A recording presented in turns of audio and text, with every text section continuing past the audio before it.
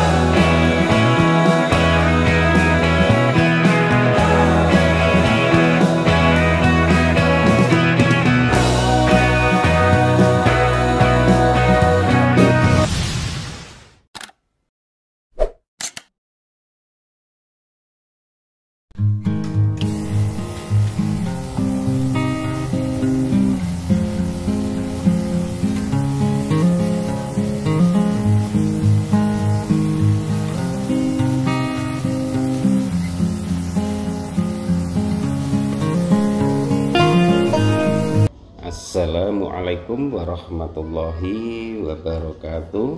Bismillahirrahmanirrahim. Allahumma sholli ala sayyidina Muhammad wa ala ali sayyidina Muhammad.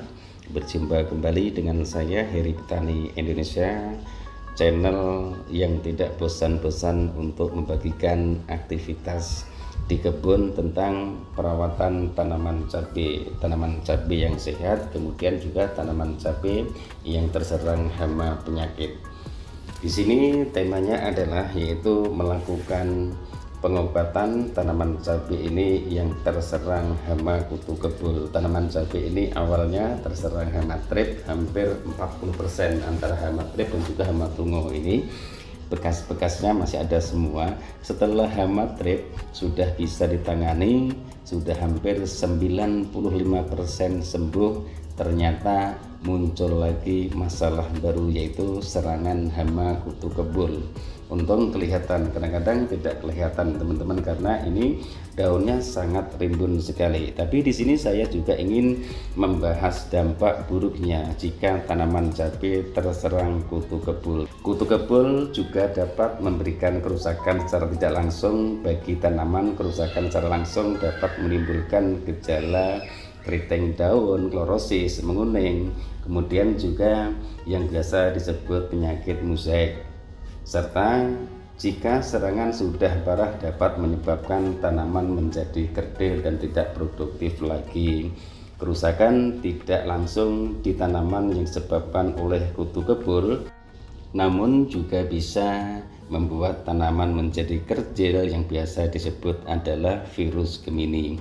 Kutu kebul dapat berperan sebagai vektor penyebar virus penyakit kuning Gemini virus Gemini. Ini ditularkan secara persisten teman-teman, yang artinya sekali kutu kebul makan tanaman yang mengandung virus kuning, maka selama hidupnya dapat menularkan virus kuning.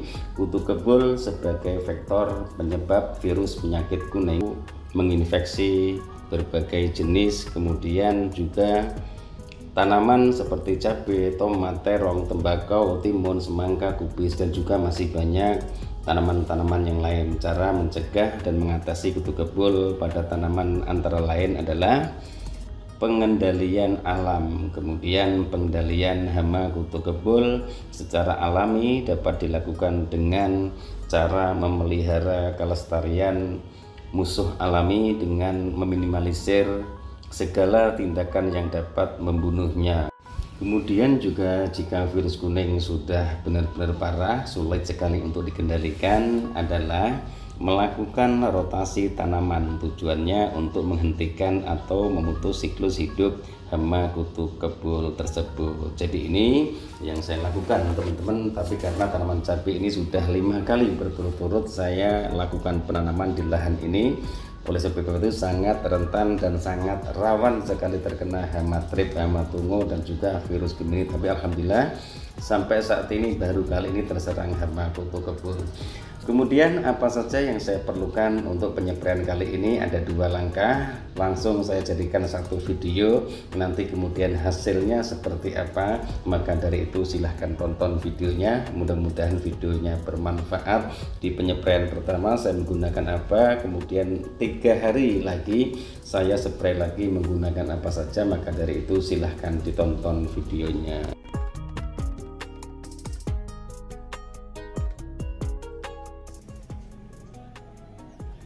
Ini pertama yang saya pergunakan adalah Vitaron SL, kemudian yang kedua Mordenfol, yang ketiga adalah Kalinet pupuk kalium cair. Nah ini saya pergunakan, masih bertahan di Abaxel untuk kutu kebul. Untuk Abaxelnya saya menggunakan 30 mili karena ini ada 2 gayung langsung 2 tangki.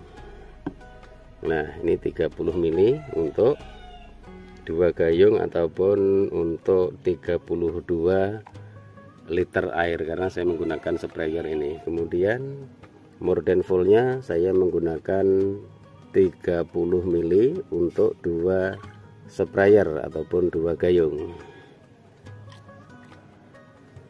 Kemudian Vitaron SL-nya saya menggunakan 40 mili untuk 2 gayung teman-teman. Nah ini 40 mili Vitaron SL itu warnanya agak kehijau-hijauan sedikit. Nah seperti ini, kemudian baru dilakukan pengadukan.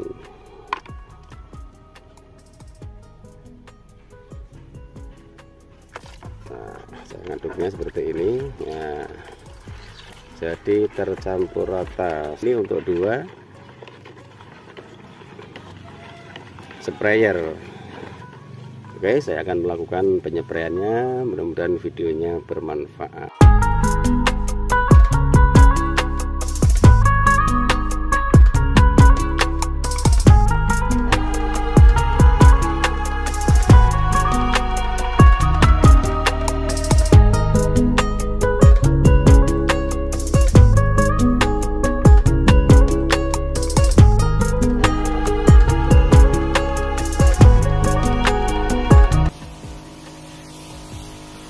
Jadi dari bawah juga, soalnya kutu kebul itu di bawah daun kebanyakan. Dan video ini nanti akan saya sambung langsung teman-teman 3 hari kemudian ataupun intervalnya 3-4 hari. Jadi nanti insektisida apa yang akan saya pergunakan untuk penyepraian kali ini, maka dari itu silahkan ditonton videonya. Oke teman-teman, kemudian langkah yang kedua yang akan saya lakukan adalah melakukan penyepraian kembali. Ini intervalnya 4 hari teman-teman. Penyepraian pertama saya menggunakan insektisida Abaxel, kemudian Vitaron SL sel pembenah daun, kemudian suplemen tanaman Mordenfol, kemudian pupuk kalium cair Kalinet untuk merangsang munculnya bunga dan buah. Jadi intinya seperti itu. Dan sekarang apa yang akan saya pergunakan untuk penyepraian kali ini? Dari penyepraian pertama hasilnya sudah lumayan bagus sekali, kemudian juga tidak pindah ke tanaman yang lain. Jadi waktu 4 hari itu saya pergunakan untuk mengontrol yang di bawah daun. Biasanya kutu kebul itu adanya di bawah daun, tapi nanti kalau sudah cuacanya itu sudah malam biasanya akan naik ke pucuk-pucuknya. Oke teman-teman, penyepraian yang kedua ini apa saja yang saya pergunakan, maka dari itu silahkan ditonton videonya. Ini teman-teman langkah yang kedua yang saya pergunakan. Yang pertama adalah perekat penembus ataupun pembasah. Merek dagangnya Ronstick teman-teman, bebas menggunakan merek dagang apa saja bebas. Kemudian yang kedua adalah Kalinet. Sekarang saya tidak menggunakan Mordenfol, tapi saya menggunakan zat pengatur tumbuh, yaitu L-Top teman-teman. Ini kandungannya ada gibberellin dan juga sitokinin. Yang ketiga adalah Vitaron SL. Maksud kami yang keempat adalah Vitaron SL. Kemudian yang terakhir, amunisi yang terakhir adalah insektisida Pegasus. Ini insektisida yang sangat bagus sekali. Dari harganya 100 ml saya beli di sini 120. Kalau Abasel 500 ml harganya cuma 120, yang harusnya mendapatkan 5, dan ini hanya dapat 1 insektisida. Tapi ini amunisi yang terakhir. Jadi dosis-dosis yang kandungan tinggi itu saya pergunakan yang terakhir kalinya. Tujuannya apa? Untuk selang-seling insektisida agar tidak terjadi resisten ataupun kebal. Kemudian ada magnesium sulfat. Dosisnya 2 sendok makan. Tujuan magnesium sulfat ini adalah untuk menghijaukan daunnya. Kenapa Pak diberikan usia tanaman cabai sudah masuk di fase generatif? Daun tanaman cabai walaupun di fase generatif tetap masih dibutuhkan oleh buahnya. Yang kedua adalah L-top. L-top saya menggunakan dosis 16 mili teman-teman. Kalau untuk tanaman kecil biasanya 0,8 mili untuk 1 liternya. Ini sangat bagus sekali. Tujuannya apa? Agar mencegah serangan virus Gemini, karena tanaman cabai yang sudah besar pun juga bisa purat ataupun pucuknya yang terjadi seperti tanaman cabai langgeng 58. Kemudian juga ada asam amino, kemudian ada Ronstick, Kalingnet, ada L-top, Vitaron SL, dan juga insektisida Pegasus. Untuk asam aminonya saya menggunakan 20 ml untuk 16 liter air. Baru dimasukkan ke gayung. Kenapa saya selalu menggunakan gayung?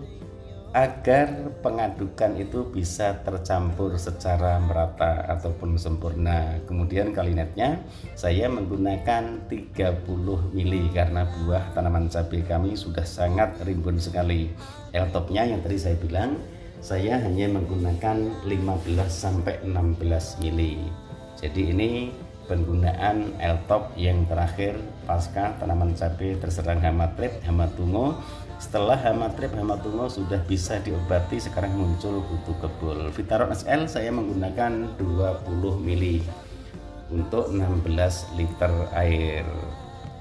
Ini tata cara kami, hanya 2 kali penyepraian untuk pengobatannya. Kalau untuk pencegahannya biasanya 15 hari sekali. Diaduk dulu agar tercampur secara sempurna. Pegasusnya menggunakan berapa? Saya hanya menggunakan 10 mili untuk 16 liter air. Jadi ini tahap yang kedua. Kalau beranting daun saya biasanya tidak menggunakan Pegasus. Kutu kebul ataupun virus bule itu nantinya akan membuat tanaman itu pertumbuhannya terhambat. Jadi intinya vektor kutu kebul itu sangat bahaya sekali. Lebih bagusan tanaman itu terserang hama trip ataupun hama tungo masih mudah, tapi kalau sudah terserang hama kutu kebul biasanya terjadi tanaman itu akan kuning, kemudian Gemini virus ataupun virus Gemini tanaman menjadi bule. Jadi intinya seperti itu, harap diwaspadai. Oke teman-teman.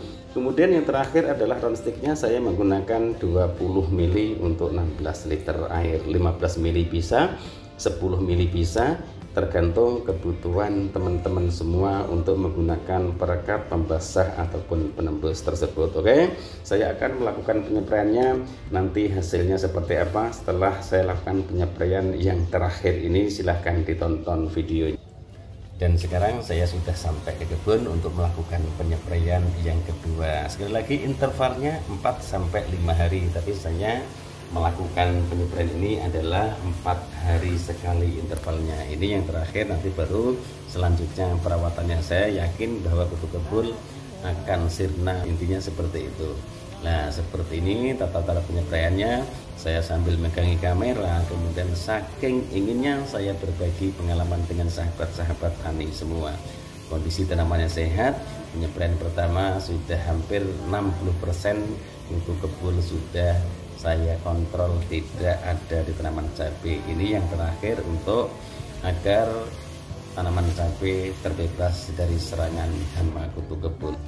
Oke teman-teman, itu tata cara kami untuk melakukan pengobatan pencegahan serangan hama kutu kebul vektor yang biasa membuat tanaman cabai menjadi kerdil, kemudian juga virus kuning, bule, dan juga masih banyak lagi sebutannya. Ini hasilnya seperti ini. Mudah-mudahan videonya bermanfaat. Saya selalu menjelaskan bahwa kami pun juga masih tahap pembelajaran. Apapun yang kami bagikan ke Anda semua adalah bagian aktivitas kami di kebun. Siapa tahu juga bermanfaat. Terima kasih atas segala supportnya. Mudah-mudahan kebaikan Anda semua senantiasa Allah ganti dengan rezeki yang berkah, disehatkan badannya, dan senantiasa selalu dalam lindungan dan naungan dari Allah Subhanahu wa taala. Wabillahi taufiq wal hidayah. Wassalamualaikum warahmatullahi wabarakatuh.